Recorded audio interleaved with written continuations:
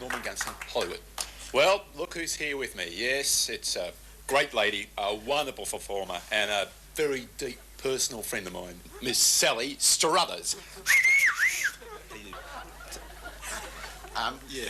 Listen, just a disease. It's one of the most meaningful things that can happen to someone in their whole career.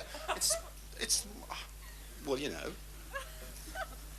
Tell us about how you broke into show business. About like, I heard that you were understudying in Barefoot in the Park, and you actually got to go on in the leading role like 3 times. Yes, I did, and no one saw it. Oh. How did you get to go on like that, though? I mean, like, you know, was it an accident, or did you trip her up or slip her a bait or anything like that? No, Margaret O'Brien. Yeah. Remember the actress Margaret O'Brien? Oh, extremely well. We're like that, you know. She's, yeah. A little more like that. Yeah, than I am. She really got sick. Did she? Yeah. Oh. And whatever she got wasn't catching, because I didn't get it, so Gee, I went on. Some people have all the luck, because I remember once, you know, I was understudying in the school nativity play, and I just knew I really would have made a much better baby Jesus than Kevin Desmond. He used to break women in the manger. No, he did. He got told the critics panned him. It was dreadful. I never got to go on, but... Live across Australia from the studios of Channel 2, bottom of the dial, it's time for that special blend of personal charisma, nice songs and frenzied audience participation, the second last Norman Gunston Show!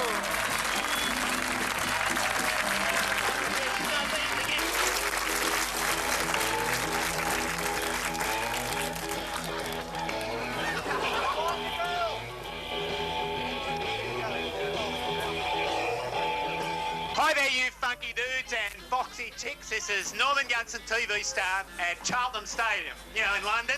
I'm just about to speak to that fabulous pop group, The Who.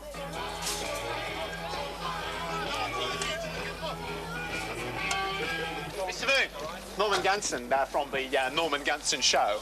Are you Australian? Yeah, that's right. I don't want anything to do with you Australian faggots.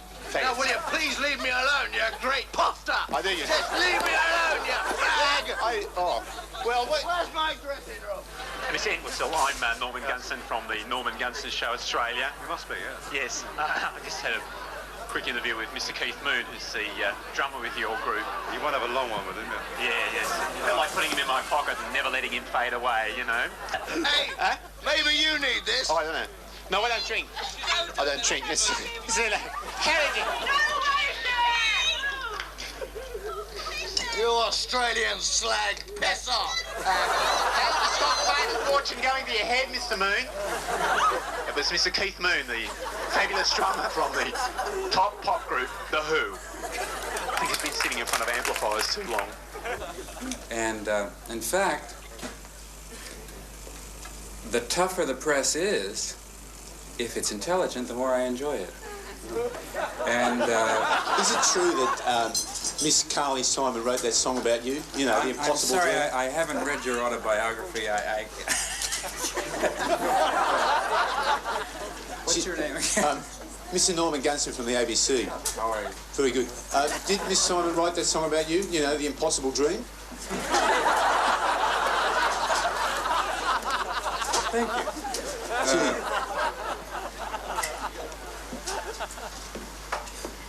I don't know. For your mum.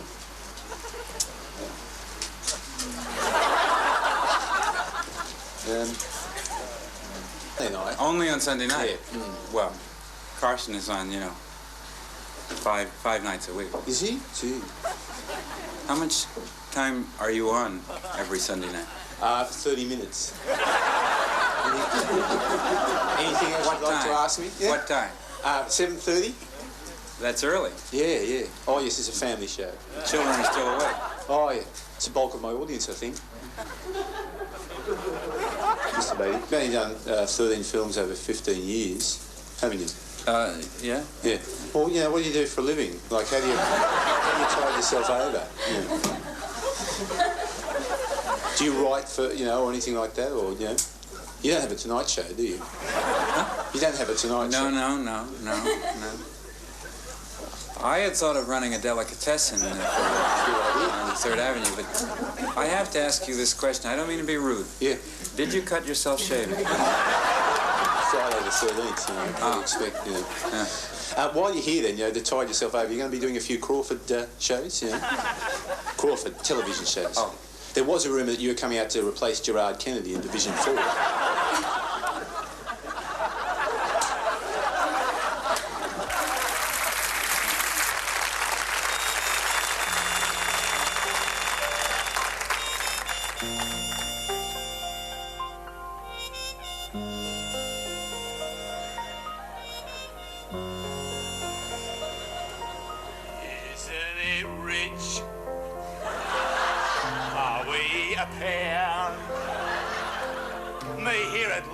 On the ground, you in midair. Send in the clown.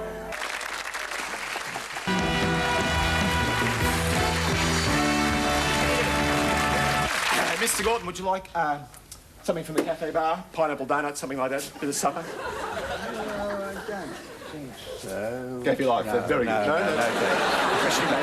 No. Like sitting the night and day. Where are we sitting here? On the night and day. Yes. Yeah. Don't worry, it's been fixed. It won't. No, that's my. That's my seat. My seat. Sorry. Oh, thank you very much. After you.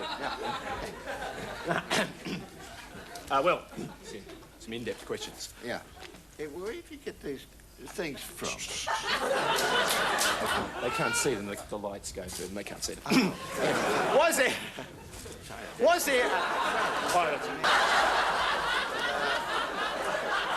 Say that again. Was there an underhand plot to get rid of you, do you reckon? Or do you think everyone just sort of at the same time thought that... Yeah, I think about 50% thought I was a dill and 50% didn't. That's what I think, yeah. I think that. Do you think that, yeah? Yes. It might be true. No. Might be 75% thought I was a good bloke and 25% thought I was a dill. But I think 50-50. 50-50. I'll go along with that. Who do you get on with best at the Parliament? Oh, well, now... lots of people. Oh, well, like, I mean, you know, who do you stand round with on the lawn at playtime? That sort of... Well, you know, sometimes I stand around with this one and sometimes with that one, and, you know, No wonder. No, you know, you've got to be loyal to your friends. Yes, quite. I don't mean to teach you how to suck eggs or anything, you know. Oh. I put in They're a bit quick to go off the mark. He hasn't answered yet. Oh, did you? Yes, yeah. Gough Whitlam's been using it for years, but I put in a swimming pool, very good swimming pool. A bond bag. I don't remember. Well, you should. Were there putting in any bond? Oh well, maybe were there chuck stains around the toilet? No, I don't think so. Well, not in our toilets. I don't know about the other toilets, but not in our toilets. No, there's no chuck stains at all. What stains? Chuck stains.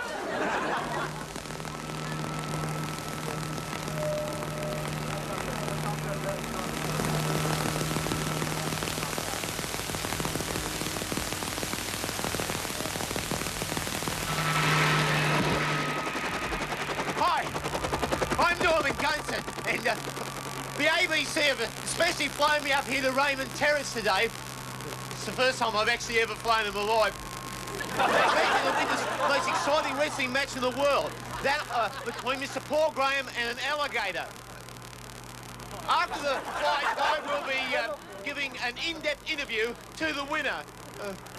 Perhaps at this point, I should take the opportunity to apologise to that household in one of the outer suburbs of Newcastle.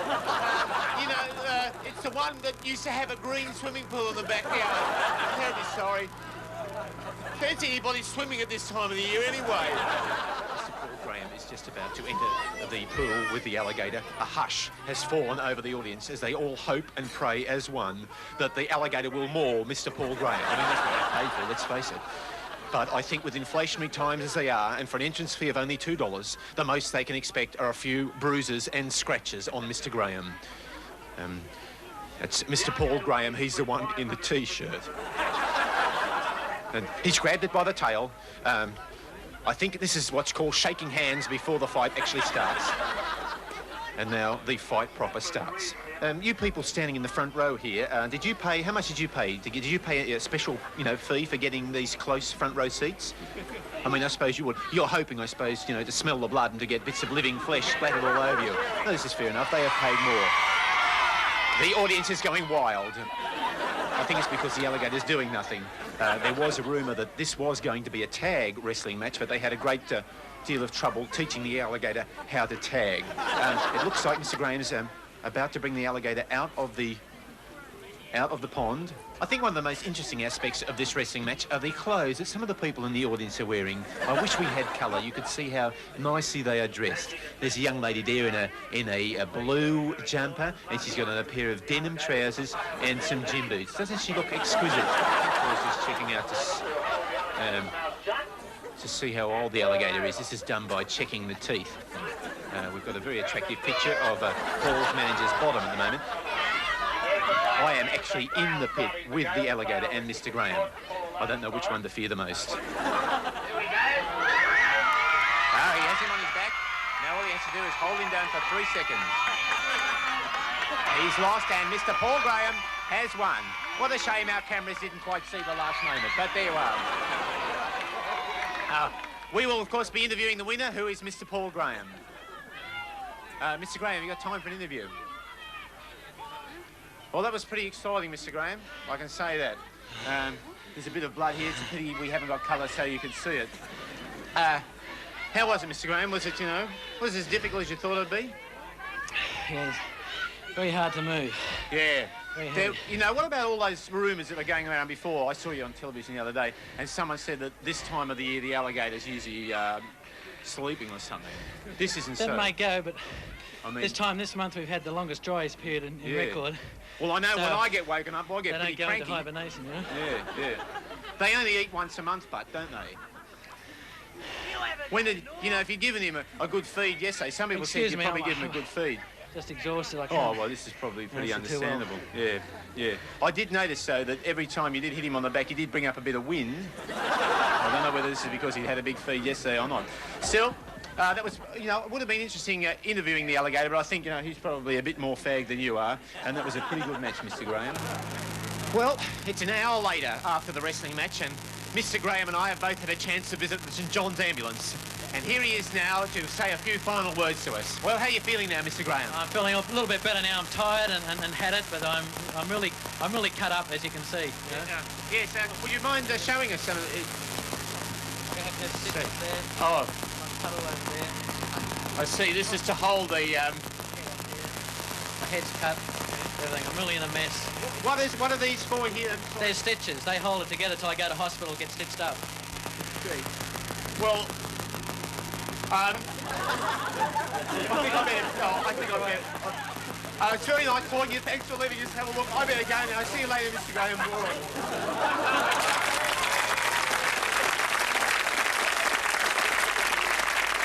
Blistering across your screens with candour, honesty and cheap thrills never before seen on television, we now present the joys of funny business. The art of lovemaking with the moron in mind. Yes, no, this isn't educational. This is an educational series bringing the cheapest form of home entertainment within the imaginative grasp of cretins. The art of funny business is as old as time itself. It's a special way of saying you're in my thoughts, just like a greetings telegram or a box of scorched almonds. It's very beautiful, very personal, and very private, which is why you do it with the light out, the door locked, and try not to make too much noise. Oh, I will be helped in this series by Ron and Helga, the Dutch couple from across the road. Well, Helga's Dutch and Ron's father's Dutch, but Ron was actually born in Australia. Ron and Helga are wearing paper bags over their head so as to retain their mystery, simulate conditions in a darkened bedroom, and not be recognised in the supermarket or anything. I mean, what an awful job. Geez, it must be hard up for a crust, eh?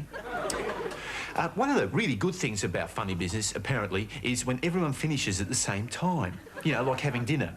I mean, it is a real drag if you wolf down dessert and want to watch television and the other person's only halfway through the mixed grill, you know. So, if you watch Ron and Helga, they'll clue you in. The first essential of love play is to push the beds together. Oh, you will notice that for slow learners, the areas of the body that apparently are very good for funny business are marked with ABC symbols. Ron is now removing the bedspread. This is so the chenille bedspread won't leave marks all over Helga. Hey, wait a minute, what's going on? Hey, wait a minute, that's a bit much, isn't it? Hey, oh, come on, I wasn't... Hey, Ron, quit it up, will you? Sorry about this. I don't know whether they behave this way in their own home. Hey, Helga, are you all right? Oh, hey, listen, don't you two have to catch a bus or something, you know? Oh, look, I'm terribly sorry about this. I didn't know they were going to go... please don't ring up or anything. Well, they're experts. I suppose they know what they're doing and everything. I'll just check on them. Hey, listen, you two, quit it up, will you? Oh, they're finished. They're finished. Any luck? Oh, well, there you are. Don't forget there's no garbage tonight. They're on strike. Well, it can't be all that tricky. I mean, Helga can't speak a word of English and Ron's as thick as a brick. Hi there, here I am at Central Railway Station, and I'm about to interview two of OS, a tip talk for overseas, biggest comedy stars. Here they are. And look, I won't attempt to, to do it, fellas, because I know I'll get your names all mixed up. If you could introduce yourself, which one's Eric and which one's Ernie? Come on, Morty. Eric and Ernie, you crazy guy. Now, you describe yourself as hard rock funny man, don't you? I'm more a popular ballad funny man. What actually is the difference of being a hard rock funny man? Has it got to do with, drugs? No, you have to wear flashier clothes, that's all. Is that so? Yeah. Oh, yeah. Hard rock is when, like, if I tell you a joke and you don't laugh, I punch your face in. Oh, so that is it? Is that a joke? That's hard rock. Hard rock is a joke. Oh, yeah, well, we're into drugs here. If you could bring us back a Coca-Cola and a couple of Aspros, that would be really, No, this is more... I'm into the sort of hip humour, anyone like a Bex? Would you like a Bex, fellas? It's got paracetamol in it. Actually, I was into Can you all snort that. them, man? I'll do it. Well, yes, I don't know, welcome to it if you just pass it on the camera. I was into the sort of soft drug scene with the Coke and Aspros for years. I couldn't... Soft porn, too? Soft porn? No, just I was going to get onto the hard drug scene, but I'm a bleeder and I was worried about shooting it up. I had a great deal of trouble actually melting the Aspros down in the spoon, over the candle. Anal suppositories, if you know. We expect poo jokes, eh? Poo jokes? Yeah, poo jokes. Takes a little longer, but it's poo jokes. Yeah, I like that. Poo jokes. Now, just tell me, you're doing an Australian-wide tour, aren't you? You're going all over Australia. One-night stands virtually, or 2 or 3 night stands, How do you find, is it boring being stuck in the city, say on a rainy day, and always the rain comes in the tent, that sort of thing? Not when you're sleeping. No, not when you sleep. You sleep most of the day, do you? We try. Where, are you staying actually at a caravan park or something like that here, or where are you actually staying at in Sydney? We're staying, well, we know these hookers, Hookers? Oh, up the Mighty Blues! You're football fans, aren't you? Huh? If you go to Carlton, that's my team. Carlton down in Melbourne. Your team? Carlton? No, it's a great football team. No, truly, really. You'll be catching a bit of the footy while you're here, will you? Yeah. The hookers? Yeah. Fullbacks, all that sort of pass the pill out, ruck down, all that sort of footy talk. Listen, I've got a really good joke for you. Now, this is a really good one. All right. Because this will really lay them into your eyes. You say knock, knock. Knock, knock. Knock, knock. No. Well, you say, on the day you say it, you say who's there. Oh. Come on, you got to help me, Okay. Knock, knock. Who's there? Graham Kennedy. Graham Kennedy who? So you've forgotten already? That's a really good one. That's a really good one. No, it'll break them up. No, I think this will really help you. What actually are you smoking the drugs in there now? We're smoking the actual drugs here. You will do a demonstration of drug smoking on stage. Well, it makes things go a little easier, you know? Does it? Sometimes when you're in a real stress situation, you know, with cameras whirring and the lights going off and things like that, well, it's kind of like to take a little pause to refresh. It's kind of like a Coke break or something like that. Oh, yeah. But we're not into Coke, you know, we're not into hard drugs. So we're just into the softer drugs. Yeah. I see. Oh, it's sort of streaming. Oh, it's certainly... Isn't that relaxing now? It's terribly relaxing. Yeah. Well, I don't know. You know, maybe I could hand it out to my audience. You know, some of that drug stuff. No, it's no drugs. Isn't it? Oh. No, I wouldn't never do drugs on television. Oh well, that's. This is it's Asthmador for his. No, this is. He's got asthma, has he? Oh. This is near hash. It's near hash. Near hash. It's a. Kind of like near beer. It's a substance. It's like bubble and squeak, is it? Yeah. It tastes like hash. It smells like hash, but it isn't really hash. Oh, I see. It's sort of like a vegetable substitute. Yeah, right. Yeah, sort of like a Vegemite or something like that. Okay, thanks very much, fellas. It was really, it truly was far out and far under and all that sort of thing. So let's give a big, warm Sydney welcome to two Pommy actors, Miss Michelle Detrice and Mr. Edward Woodward.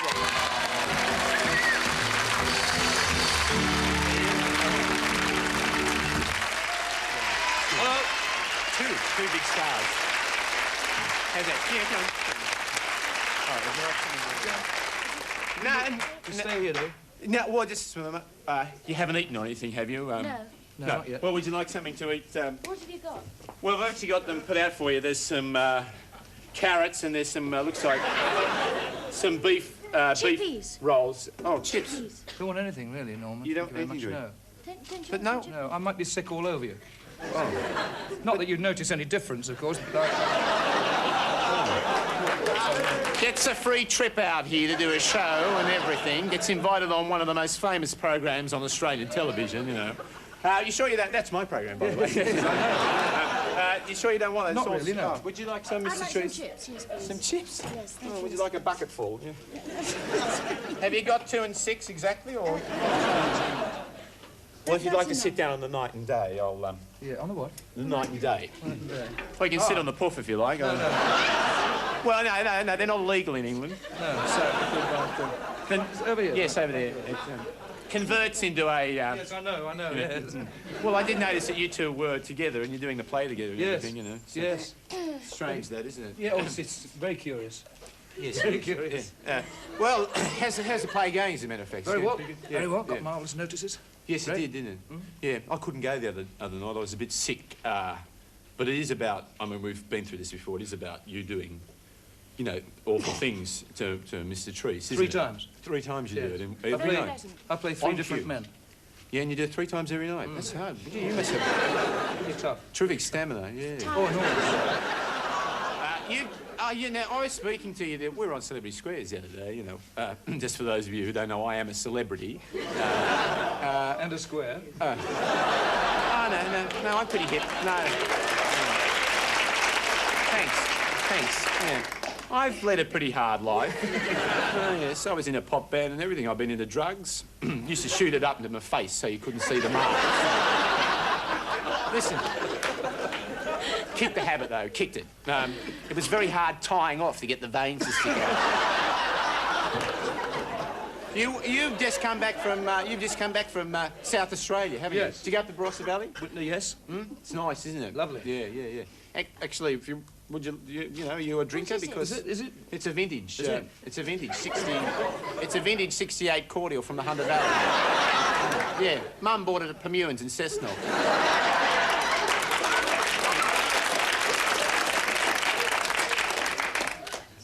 Is it good? Oh, God, it's lovely, yes. Oh, I'm enjoying it. I'm glad you like a glass something of this about with a chip and I'm anybody's. Oh, well, I don't know that. Mr. Actually, you know, that program that was on before this show was, you know, some mothers do have them, you know. I mean, it did quite well. It rated about 26 or something, I think. Something very high, you know. But, I mean, it didn't appeal to me that much. The thing that worried me about the... Did you enjoy doing the program? Yeah, I loved it. The Yeah, thing we that had worried... great fun on that. Did you? Yeah. It's quite kind of dangerous sometimes. Yeah. But it's Yeah, really well, that's what dangerous worried me coming about on it. here, I sometimes think that Michael Crawford was so clumsy. Yeah, I thought he was so clumsy. It was a bit, you know, it was a bit Do you want to hard to believe. Oh.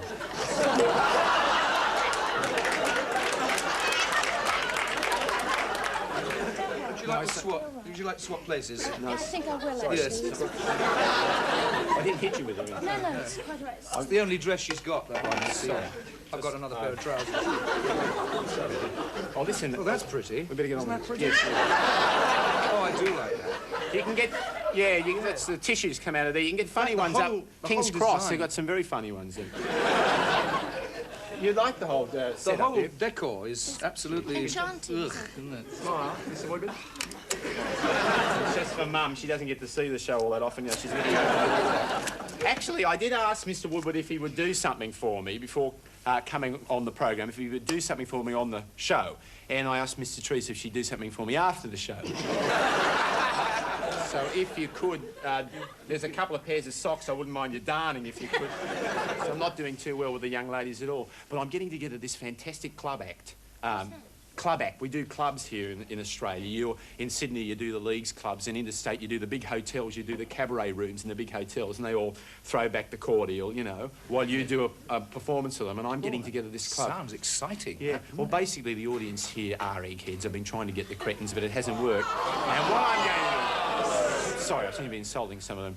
But what I'm going to try and do is I'm going to bring Othello to the clubs. I'm going to do Othello as a club act. And Mr. Woodward said he's very familiar. Actually, I studied it for the intermediate and all, you know.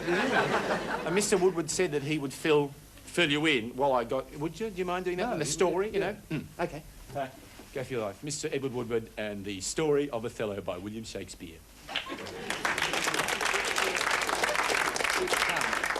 Thank you. Well, the story of Othello, roughly is this.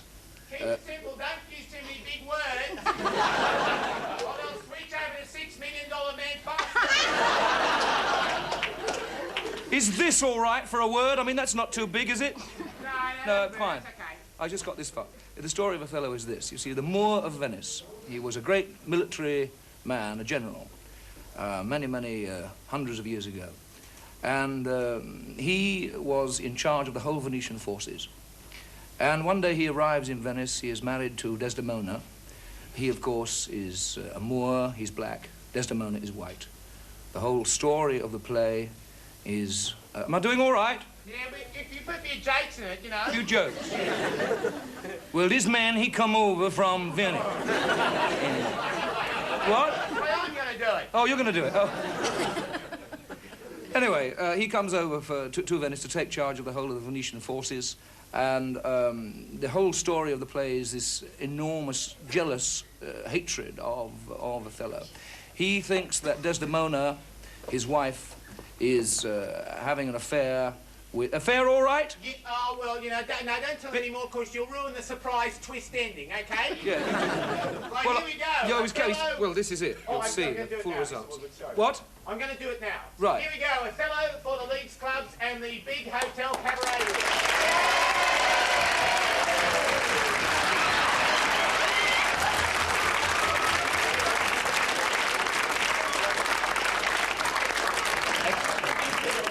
Actually, in season, when I do the act in summer, I'm going to come on with some watermelon. So anyway, here we go.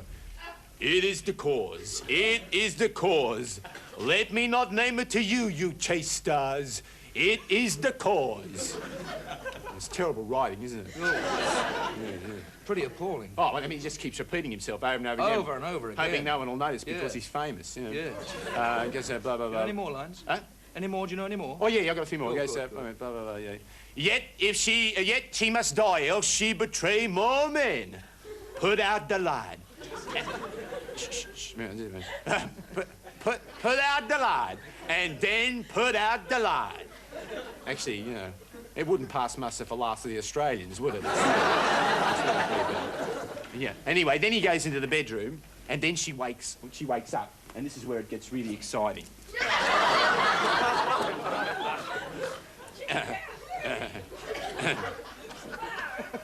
Who's there? Othello? I, Desdemona. Will you come to bed, my lord? No, I'm not on the pill.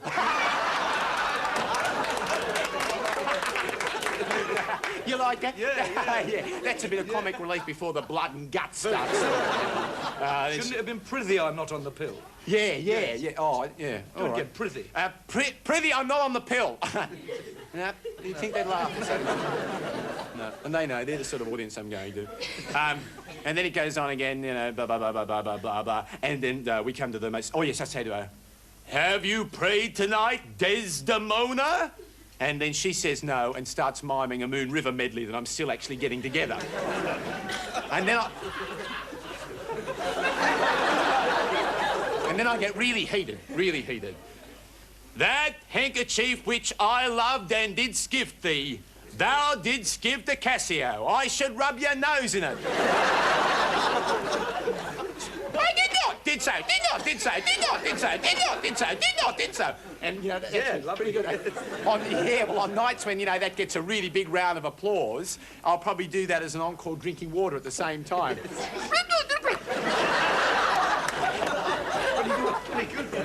You couldn't do that. No, I couldn't do that. Or knock a chip over somebody at the same time. Sorry. Well, that probably, you know, I probably won't have all that, you know, round me when I'm doing the club act.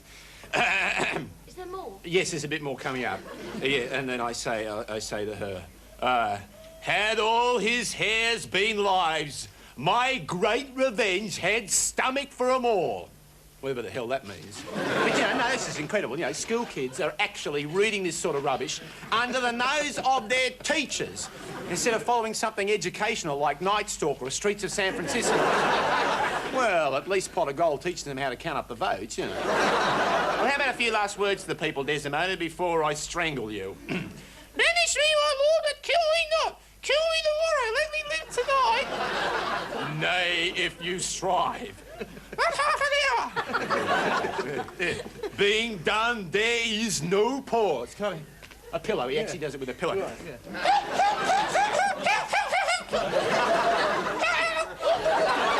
Actually, on prawn nights, I'll probably dress her in a bikini. And, you know, a bit more gore, like the Wild Bunch. That's the sort of thing they like.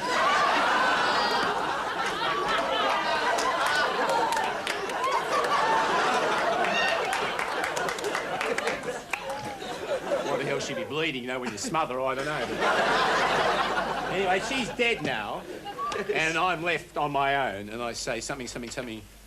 Be the Venetian that traduced the state.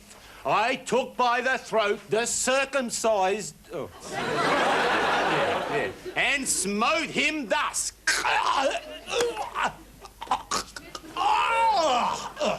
And then I pull the lucky door prize, and that's about it.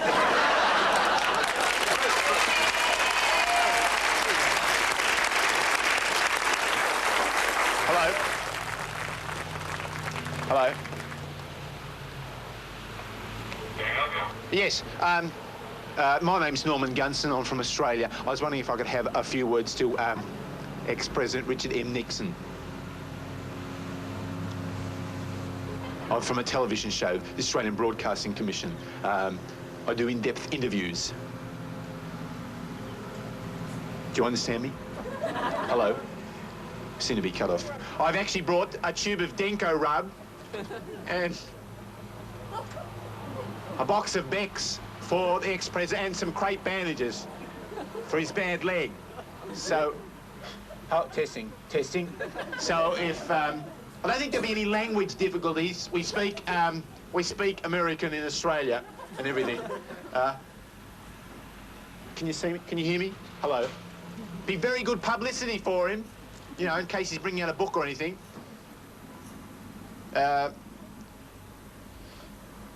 We just walk up the doors to see if we can get in at all now. These are the doors that are specifically placed here so the checkers won't run out and get run over by a passing motorist. Actually, if we stay here long enough by the mailbox, we probably see the ex-president come out to pick up his pension check. Oh, behind those gates, you can probably hear him sniffing. Here's checkers. Bye-bye. There he is. Oh, you've missed him. He just went away. The ex-president, Richard M. Nixon's dog, Checkers, was there a minute ago. We also missed speaking to him. President Nixon. No, thought it might have been the president with a facelift. How do you do? I'm Norman Gunston from Australia, from Australian television. I was wondering if I could speak to the ex-president, Richard M. Nixon, please. No, you may not. I can't. Oh, why not? I thought, oh, they're closing out.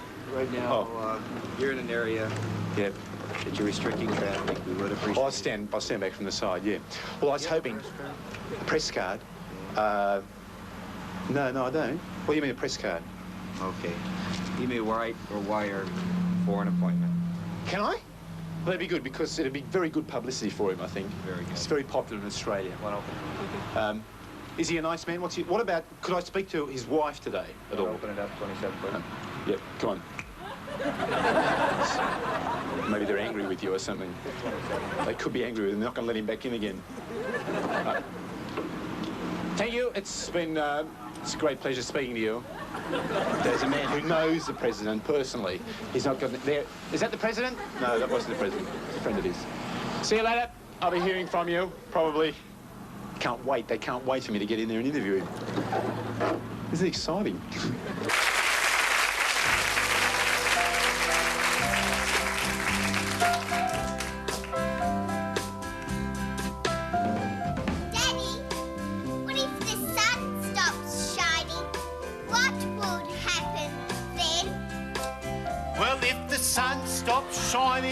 You'd be so surprised that you'd stare at the heavens with your wide open eyes, and the wind would carry your life to the skies, and the sun would start shining again.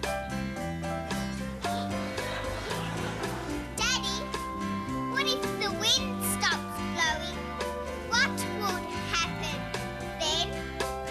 Well, if the wind stopped blowing, then the land would be dry. You couldn't sail your boat, and your kite wouldn't fly, and the grass would hear you sigh, and she'd tell the wind, and the wind would start blowing again. Daddy, what if the grass stopped growing? What would happen then? Well, if the grass stopped growing, then you'd probably cry. And the ground would be watered with tears from your eyes. And like your love for me, the grass would go high, and the grass would start growing again. Daddy, what if I stopped loving you? What would happen then? Well, if you stopped loving me, and the sun would stop shining, and the wind would stop blowing, and the grass would stop growing.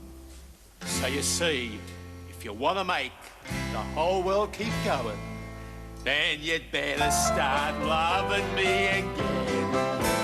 Yes, you'd better start loving me again.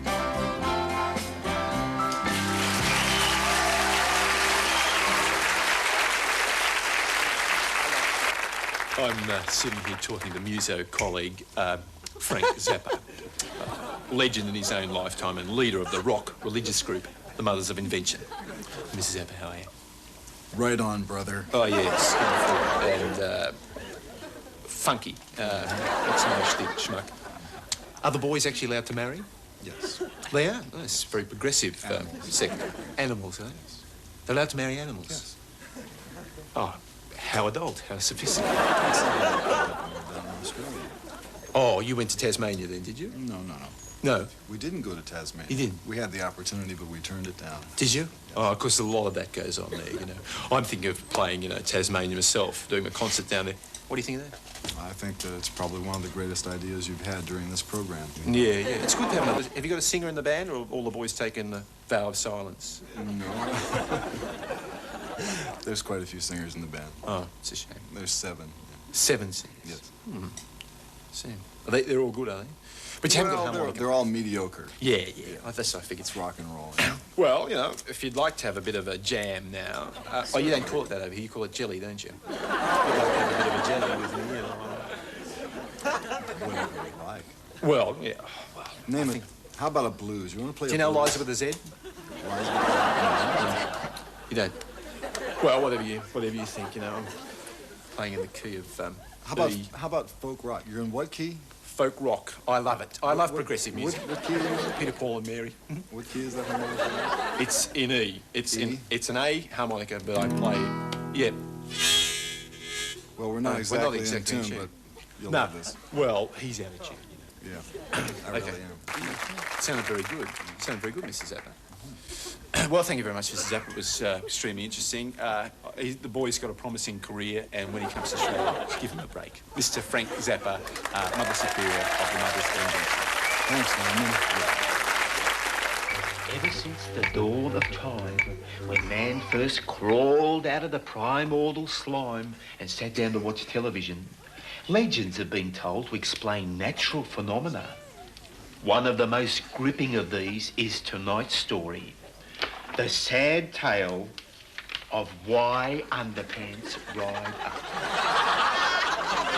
Long, long ago, there was a time when man had not yet domesticated underpants, and they used to fly around the southern skies, calling and darting in and out of the trees, catching every little breeze, having a really good time. The freedom of these delightful creatures fascinated man, as did their beautiful colours and markings. Hey, look, there's a pair of scarlet-bellied jockets. That one's got hot stuff written on the crotch. It's like a camera.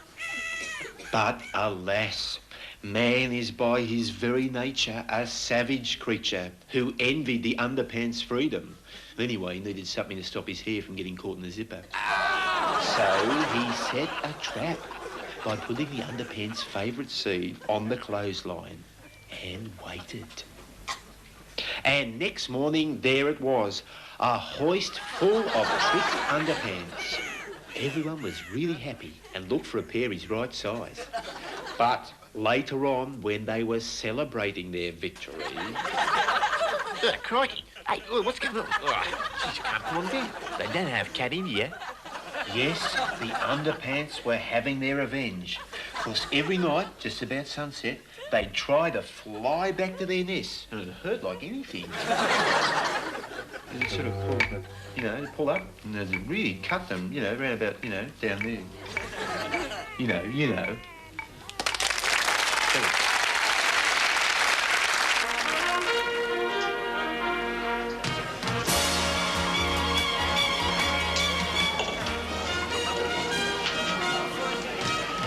Excuse me. Isn't that a copy of the Star of Burma Marquisite wristwatch? Now lost, but once so valuable it was the ransom of a Malayan princess? You're familiar with the legend? A little. I imagine you're familiar with a great many things, Mr. Gunston. And only days that interest me. Well, my cousin gave me a set of children's encyclopedias for Christmas, and I pick up quite a few bits and pieces out of them. Drinks, sir? The usual, thanks, Malcolm. And a vodka lime and low-cal passiona for the young lady. Stirred, not shaken, Malcolm. You do have a good eye. Things of value. Like these, for instance? But of course. Something or other Super Miles, or something or other menthols. The best value cigarette for the money in Australia today.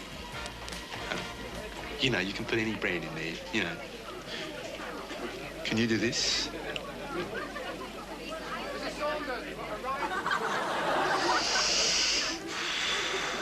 Scotch drawback.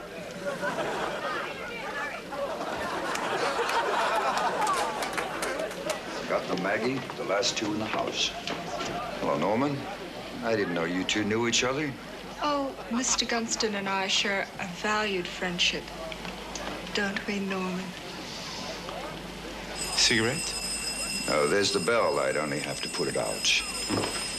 Shall we go in, gentlemen? Oh, look, I just want to go to the toilet. And buy an ice cream to get rid of the tobacco taste out of my mouth. Won't be a second. something or other super milds, and something or other menthols. The most inexpensive, exciting, nutritious smoking value in the history of the world. You can say anything you like on the ABC and you don't have to prove it or anything.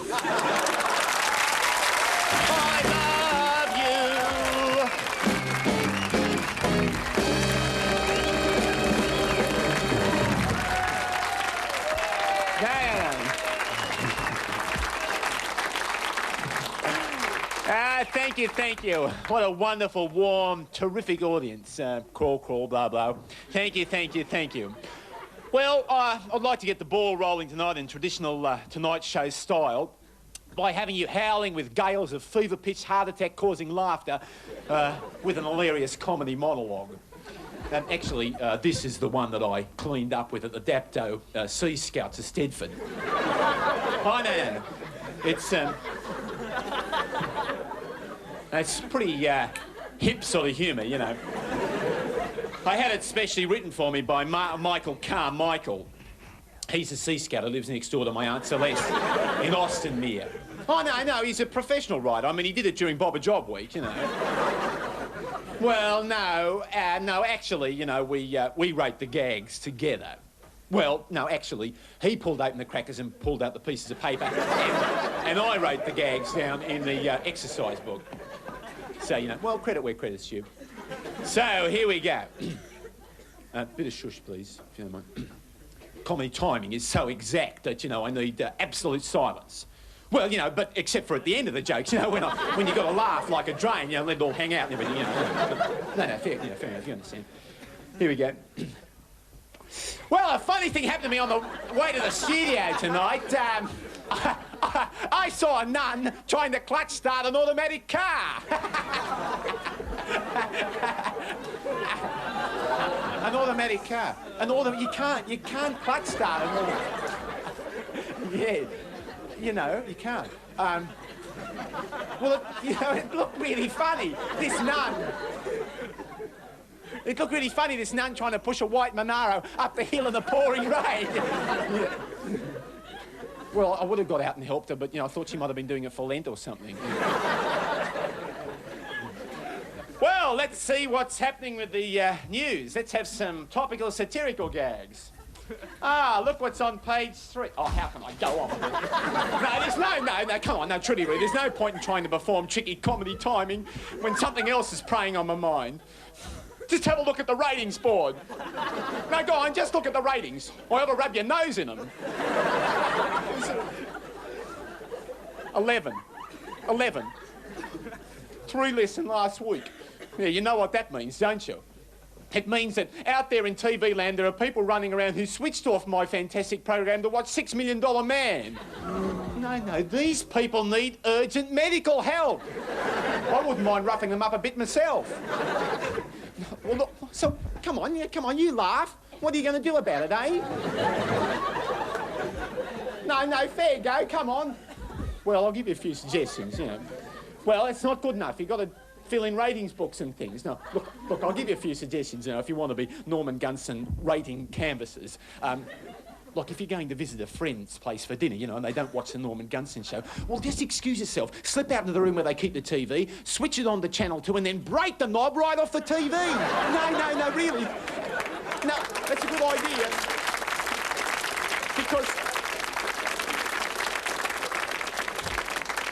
Because if you do it on a Friday, you know, they can't get it repaired till Monday, you know, and then it's too late. It's, you know, pretty tricky, eh? I don't really believe that any of you cretins out there know how to fill in a ratings book. Look, I'm going to issue a challenge. If anyone out there watching television there has a ratings book, if they come into the studio before this program's over with a ratings book and fill it in on camera, well, then I'll give you a Norman Gunston show bag, a harmonica holder, and you have the chance to appear nationally on what was once a top-rating program. So, I don't want to appear like a sook, but I can't see. Never knew what hit him. Pain on his face tell me my left hook had caught him. 1 minute he was standing so tall. The next second he began to fall. It was a first round knockout hit, yeah. Fantastic. Is there any chance of you two making it up? You know, being friends? Like, you know, my hotel room is at your disposal, you know. No, and, you know, you two can make it up. I think this is terrible that two grown men like you should be so angry with each other that you should be fighting. There's no chance of you two making it up and being pals, then? There ain't no chance of me to get no suit like that one you got on. If you win this fight, is there any chance of coming back to Australia? When you win this fight? Well, you've got to have confidence. Number one, when I was Jimmy there, Carruthers is thinking of coming out of retirement and giving up his fruit juice stall in Elizabeth Street. But number one, when I was there, I really enjoyed. The people was good in Australia. Was it a good holiday? Not a holiday, but what's holiday? You told me it was your vacation. No, not me, no. Matter of fact, when I was over there, you know, I was on a fight. It wasn't a vacation. The people was good over there, and I enjoyed. Yeah. I hope to come back again to visit the people. And have another in-depth interview with me. Providing you don't be there. Okay. Thanks, Mr. All right, gentlemen. Okay, thank you very much, Mr. Fraser. No problem. All right? All right, gentlemen. Right on. Great man. A great man and a very deep, personal, close friend of mine. Joe Frazier. I'm Norman Gunston from the Norman Gunston Show Australia. I was wondering if you'd like to take this T-shirt from my show. What size are you? What is it? It's a T-shirt for you to train in. It's a picture of me on it, you know. It's very good. It's made of 80% cotton and 20% blotter. Looks like you, too. Yeah, it does. Helps soak up the blood, you know. I was talking to Mr. Frazier on Wednesday, and I got the idea that, you know, that he wanted to make up and be friends, you know. He sort of implied that, you know, like if you apologise to him, like that, you know, he'd forgive you and everything. Apologise for what? Well, you know, for sort of being a bit rude about him. A gorilla? Yeah. Well, he is. He looks just like a gorilla. He's the ugliest man in boxing, and I'm not going to apologize. I'm going to stick my glove right in his mouth. Well, you know, look, I don't know, you know, I hate to see, you know, nice people like you, you know, arguing with each other and everything. I told him... He's not nice, I'm nice. Oh. That's why I'm arguing with him, because he's not nice. Well, I spoke to him when he came to Australia, you know, earlier on in the year, and he was very nice to me. Yeah, he was nice because the odds were against him. He's not nice over here. And you got a cut, and you've been shaving yourself. You got cuts all over you. That's just what Joe Frazier's gonna have. Cuts all over, but it won't be from a razor. It'll be from my left jab. It'll be from my left jab. Okay. You got a cut on your nose yourself, you know. That's not a cut, that's a scratch. I see. Okay, well, when you come to Australia, will you come and say hello to me? Australia. You tell all the people that in Australia that I'm gonna wipe out Joe Frazier, and all who thinks Joe Frazier's great, I'm gonna show you he ain't nothing. I'm the true champ of the whole world, and he's a tramp. Yeah. Get the gorilla in Manila. Now I'm sick and tired of it. Okay, do you have any money? Not yet. Do you give me no money for this show? They told me you don't have no budget, so I wrote a poem about you. Will you take a check? I come all the way up here to do your show, and you don't have no money. No. So I wrote a poem about you. I love your show, and I admire your style, but your pay is so cheap, I won't be back for a while. Oh, okay. Don't talk to me for a while. Mr. Muhammad Ali. I'll send you a check. You go talk to Joe Frazier now. Yeah. Come on. Can I have a photo with you? You go talk to Joe Frazier now. They're dragging me off. Come on. I'd like you to put your hands together for talkback priest, Father Jim McLaren.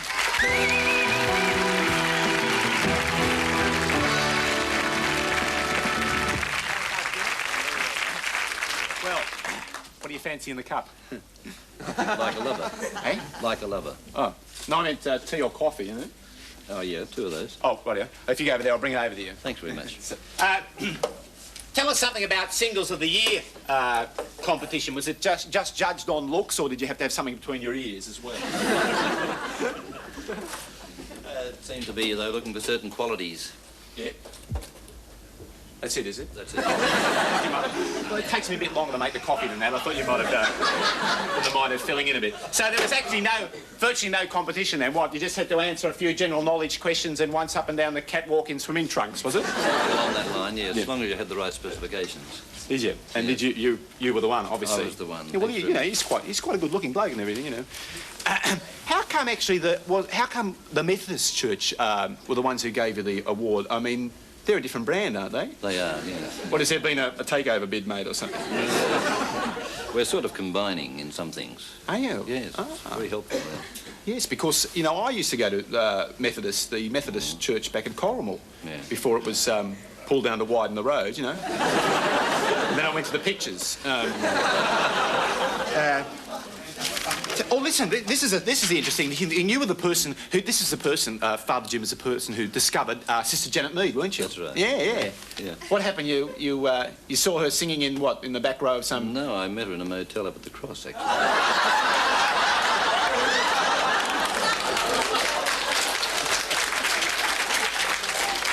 Like a savoury. Not at the moment.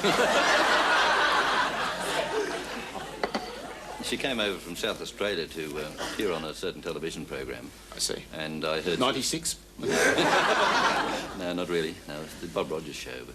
Oh, when he had his Tonight Show, was That's it? That's right, yes. Great show, I loved it.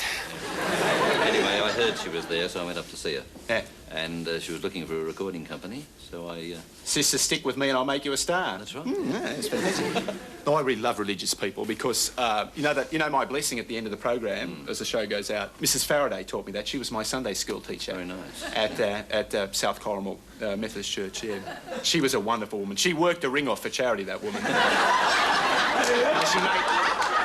She made so much jam for the church fete one year that her hands lost weight and a diamond eternity ring worked its way off and down the kitchen disposal unit, you know.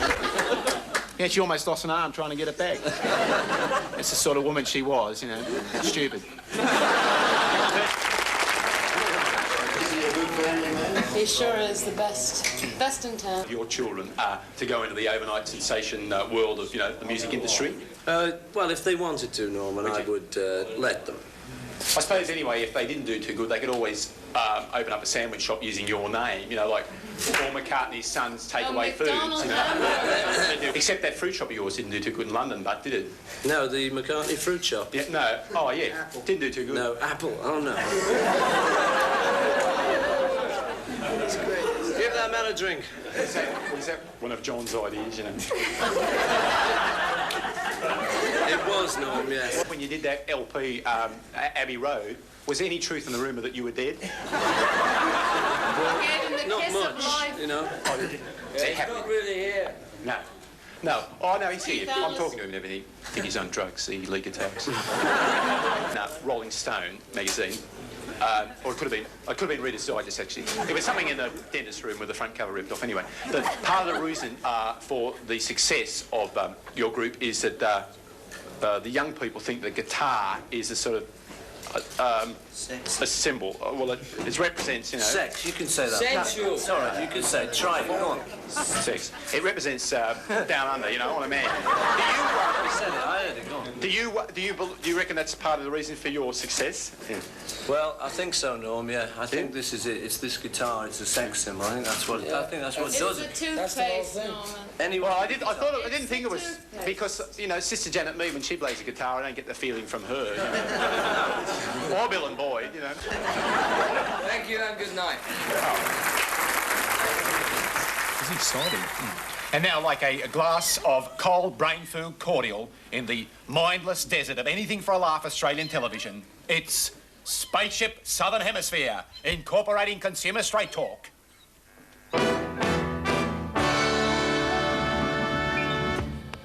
Hi, I'm Norman Gunston, and this is Beep, Beep, Beep, Spaceship Southern Hemisphere, incorporating consumer straight talk.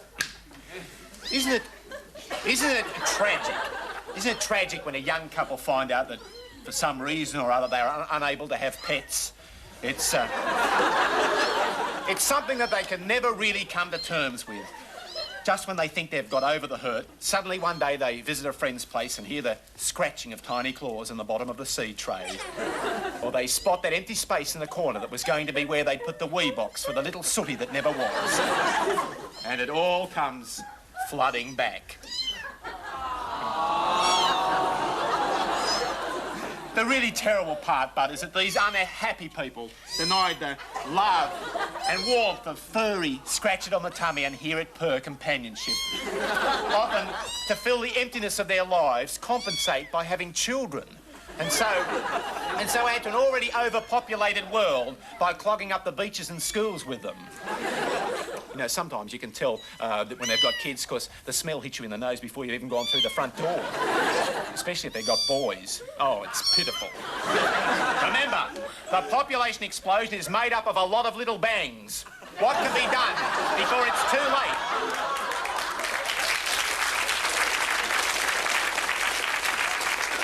What can be done before it's too late to help these tragic victims of society, these parents without pets? Sometimes, of course, people can't have pets for some medical reason, silkworms.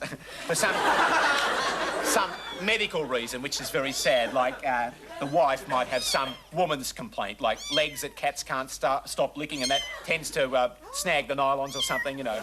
But usually, young marrieds find that the reason they can't have that make you feel runny inside, God-given delight of having pets, is because they live in luxury units and animals are not allowed.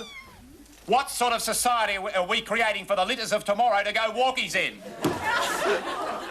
Here then are a few simple suggestions.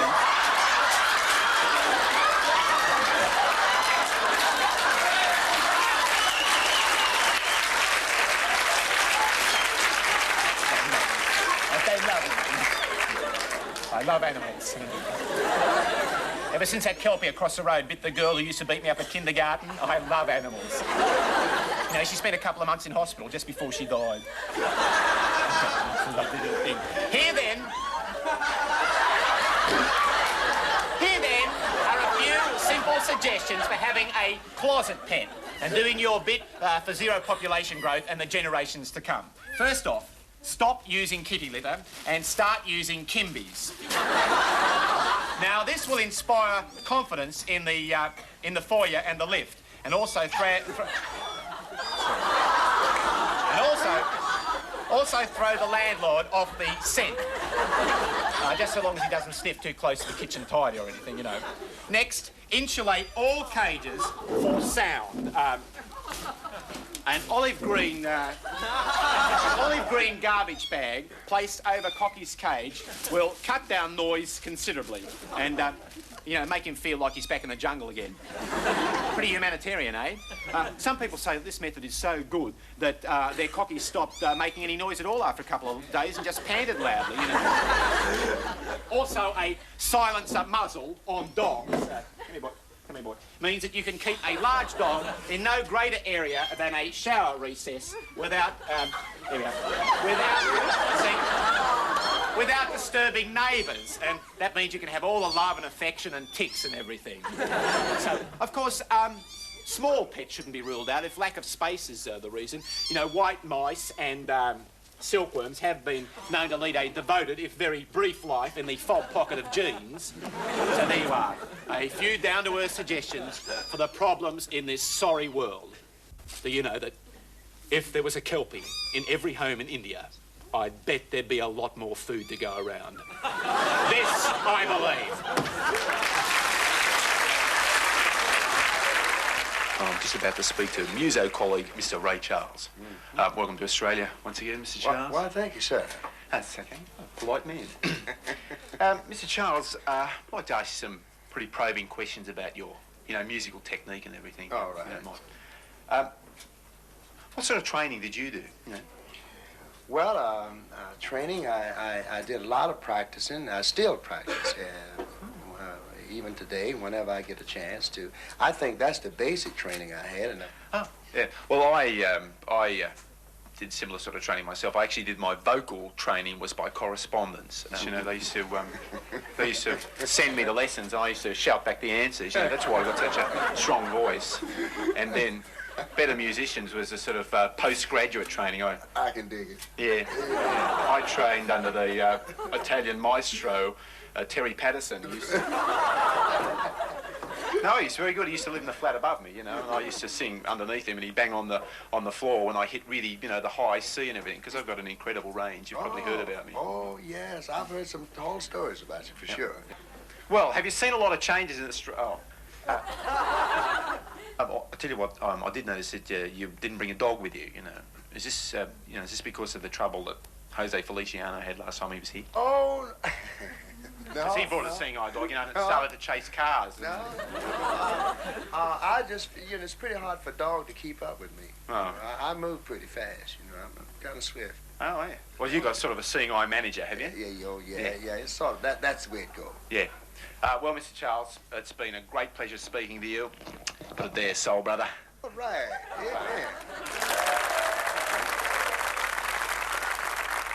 I'd like to introduce my first talking guest tonight, who is probably one of the most famous faces in Australia, even though he's never been on the stamp or anything. Yes, he's going to tell us all about his controversial career and perhaps knock up a few cheap kitchen cupboards if he's got the time. It's Mr. Jack Monday!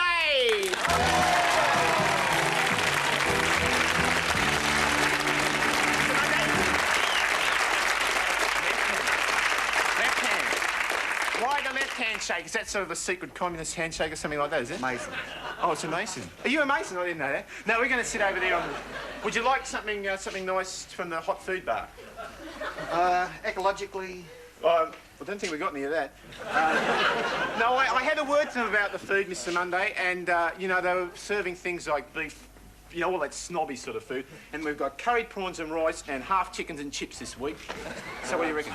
Well, how about a bit of salad? Yeah, duck outside and get a bit. Oh, no. Well, a bucket of chips. That'll do. You like that, would you? Oh, yeah. I was going to eat that. You take that then. You go and sit on the night and day, and we'll get underway into an in-depth interview. I usually like starting, you know, with asking my... There's a coaster for you. I was very disappointed that you weren't mentioned on the honours list. Oh, well, you know, so was I. But look, let's face it, it's like you being a communist and trying to get into Parliament. It's like me being on the ABC and trying to get a gold logie, you know? They're virtually impossible, aren't they? I think you will eventually. Oh, well, thank you very much. Might even get a communist in Parliament when the Australian electorate becomes a bit more sophisticated. You think so? Oh, I don't know, you know. There's no chance of my audience saying things like that because, you know, they certainly aren't sophisticated. Well, Mr. Monday, by the way, is that the correct way to pronounce your name? Monday? Yes, Mr. Gunston. It is? Oh, good. I thought it might have been Monday as in days of the week, you know.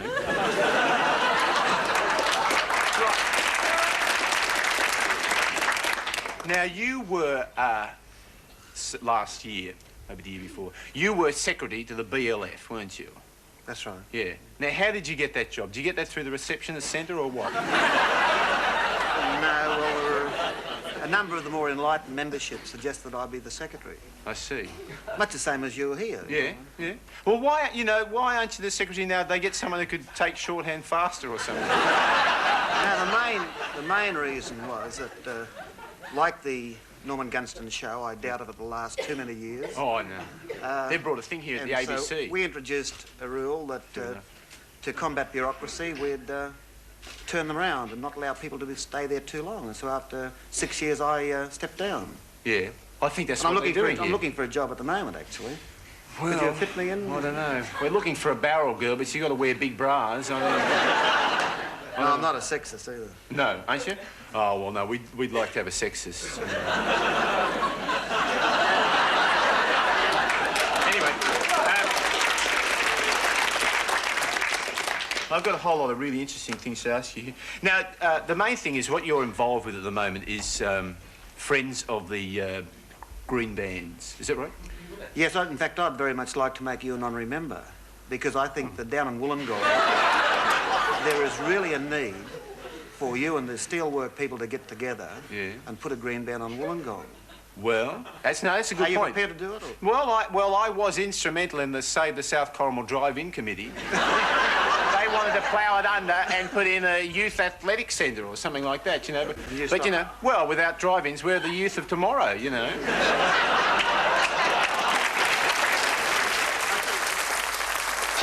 Here I am talking to the world's most famous dancer, the man who leapt to freedom and into the hearts of ballet and poster lovers all over the world, Mr. Rudolf Nureyev. How are you, Mr. Nureyev? Hello. Norman Gunston from the Norman Gunston Show, Hi. Australia. Yeah, I've got all my questions here. Took about 15 minutes to get them ready, you know. Cut it till 5. Yeah, I will, don't worry. You're dancing more roles in this show on more nights than any other dancer has before in their lives. Why are you doing that? Well, can you rephrase yourself? Because I didn't quite understand what your question was. You're dancing more roles. More roles? R-O-L-E-S. Yes, yes. Than any other dancer has before, you know, continuously. Well, I do dance a lot, yes. Being dancer, that's what I want to be, and that's what I'm doing. It's not for the Guinness Book of Records or anything like that. No, it's not of that kind of thing. Uh-huh, I see. Are you from... What? From that book? No, Norman Yourself, Gunston show. no? I'm from Australia. Yes? Yeah. Glad to know. Yeah, you have actually been advised by some people, not to do this because it's so strenuous. Well, everything is strenuous. I mean... Interviewing is, Yes? Oh, yeah. It's hard, I reckon. Yes. Well, probably not as strenuous as dancing. No, probably not. No. Do you think this is because they're worried that you might... Who are they? Oh, gee. Oh, Take a look. Maybe it's written there. Who are they? No, it isn't. It was just sort of a collective them, Do you think maybe they think that you might ruin your legs? Like, your legs must be worth a lot of money. Have you insured them, by the way? No. You haven't? No. I think it's very important that a performer should always insure his stock in trade. My microphone's insured. Well, good for you. How long did it take you to develop your charisma?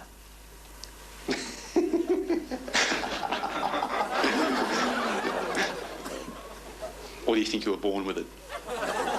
I don't know what it is. I mean, it's there. Whatever it's there, it's there. I look on mine as a gift. It's a gift? Who gave it to you?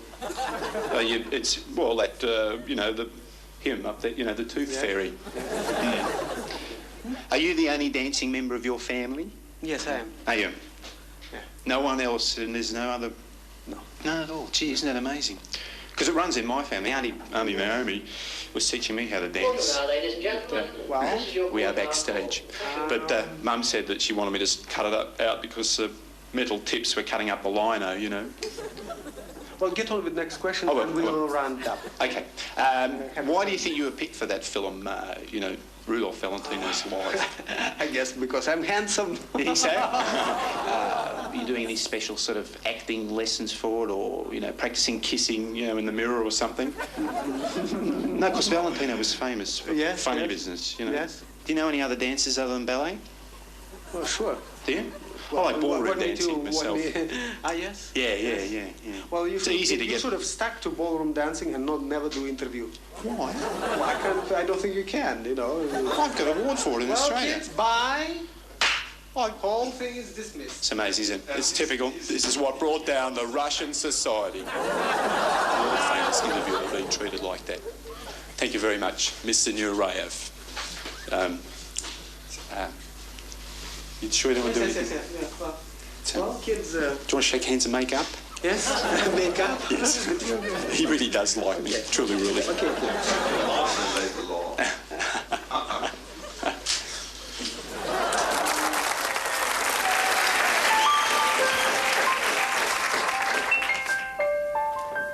A lot of interesting things pass across my desk here at the ABC. Adoring letters from fans, anguish mothers' requests to send Cheerios to daughters on critical lists, warnings that library books are seriously overdue, and occasionally a letter that reaches out and touches your heart like a lizard's tongue through the bars of a budgie cage.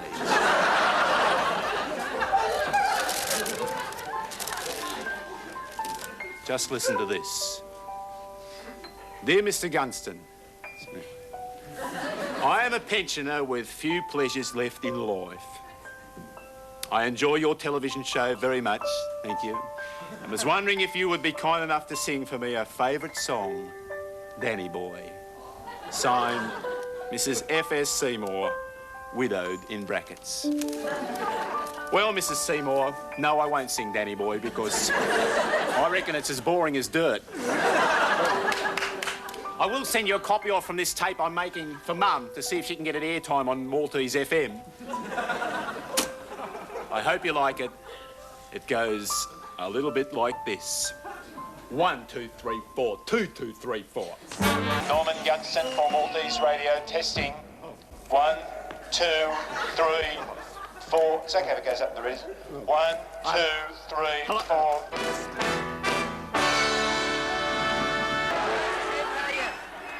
Be a very happy day for the Liberal Party. Is this me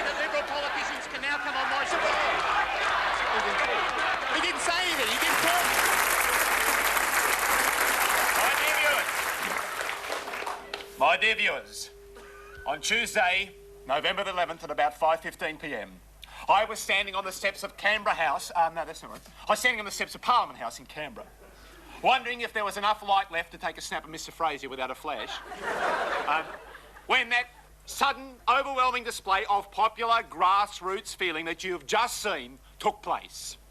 Obviously, the public, impressed with how I coped with tricky situations on my TV show, like when two guests both wanted the last savoury or something, you know, felt that I was a man best suited to steer this country through the turbulent political ocean of inflation until she is brought safely into port and can be sold off for scrap to the Japs or something.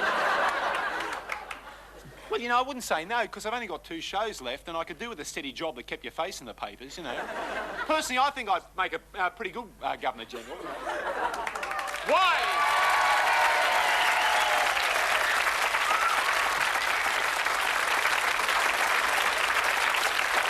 Why will I make a good Governor-General, I can hear you ask? 1, I am impartial. I have never voted. 2, I am also used to sitting uselessly on the sidelines. Like, you know, if there were 7 of us in Cubs that wanted to play Monopoly or something, there was only 6 counters. I was the one that was always made banker. I didn't mind, but, you know, I used to just fall asleep. And I can do it again. 3, I am not in it for the money. Geez, if you can't trust somebody with a fantasy well-paid cigarette commercial, who can you trust? Also, you know, I don't burn easy while standing around waiting for dignitaries to arrive at the airport. Yes. Make the choice for Australia now. Send off your letters to the Queen at this address. Thank you, Norman. That's okay, mate. Send petitions and aerograms to this address. The Queen, Buckingham Palace, 1 Le Mall, London, England, SW1. That's the Queen, Buckingham Palace, 1 Le Mall, London, England, SW1. Thank you, Norman. Thank you, Max. Remember, the Queen only knows what she is told. Tell her who you want as Governor-General. Thank you. Hi, this is Norman Gunston outside the Wentworth Hotel, where Mr. Fraser, the Prime Minister of Australia, is about to be crowned Father of the Year. The ceremony is to be attended by Governor-General Superstar Sir John Kerr. I shall now go inside to attend Mr. Fraser's press conference. Excuse me. Excuse me, press. I'm sorry to keep you waiting, but we were late taking off from Canberra. I'm not used to a press conference of this kind. Prime Minister, how did your wife feel? Was she happy when you were made Father of the Year? I'm not sure she wouldn't prefer I was able to stay at home a little more. Did they judge it on quantity or quality of children fathered? Well, I'm probably somewhere in the middle range. We've got 4 children. So there are obviously many fathers with more children than I've got. Do you believe in ZPG? No. No. You don't get dandruff? You didn't get this because Sir John Kerr dismissed the last Father of the Year, did you? Well, I think you'd have to ask the selectors that. That's a very serious consideration, no doubt. Yeah. I'll ask them later on.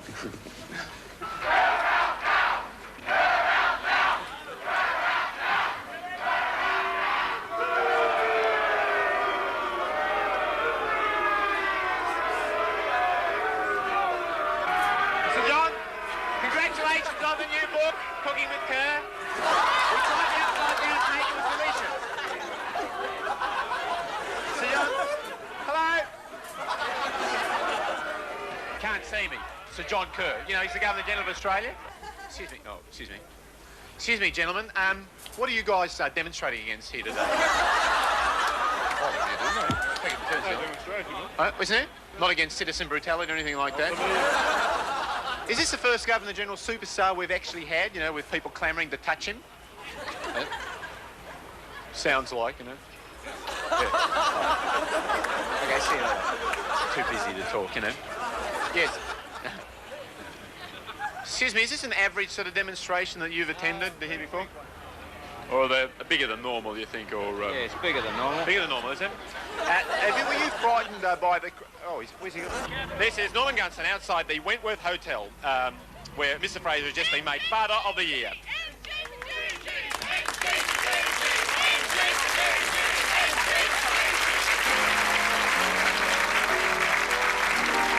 When all the the skyway, there's a rainbow highway to be found, leading from your window pane to a place behind the sun, just a step beyond the rain.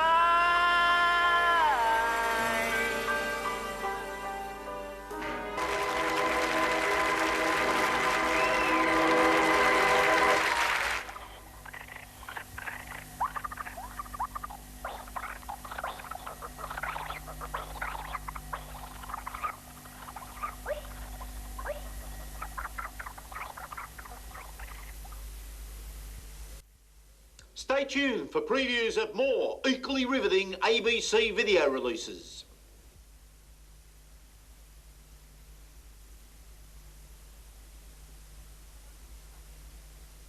I said stay tuned.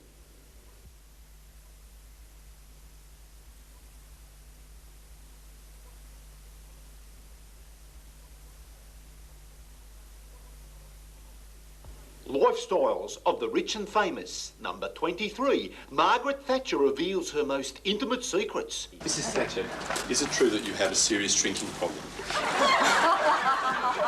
Pure clear water. Would you like to taste? Just so I ask on the off chance. Renaissance, the Australian film industry in review, 1975 to 1985. What's this film about? It's about the shearers' strike in 1956. It's about shearers in a shearing shed. Oh, it sounds really interesting.